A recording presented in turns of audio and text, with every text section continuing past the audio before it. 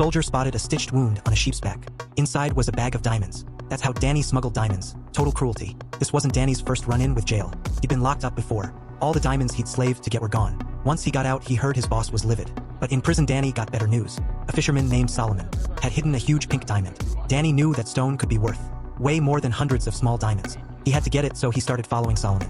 Solomon didn't trust him one bit. But right as Danny kept hounding Solomon, war broke out in the city. Rebels swarmed in. Danny, an experienced soldier, grabbed Solomon and bolted. Along the way, rebels fired at people left and right.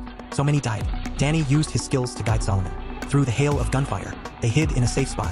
When night fell and things calmed down, they slipped away quietly. At the rebel-controlled border, Danny pretended to be a prisoner. He tricked the guard and escaped the war zone. They made it to an outdoor refugee camp. Danny wanted to head to Solomon's village, but the government soldiers there refused to help.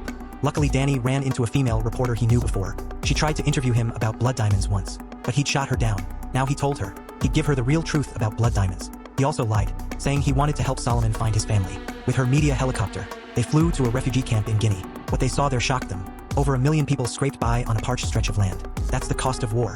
Solomon found his wife and daughter, but his son had been taken by rebels. His heart shattered, so Solomon decided to head back into the war zone to find his son. That's exactly what Danny wanted.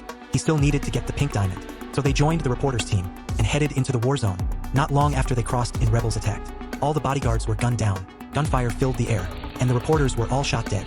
Inside the minivan, Danny shoved the dead driver aside fast, grabbed the wheel and drove into the forest to escape. When the car broke down, he kept going on foot with the reporter and Solomon.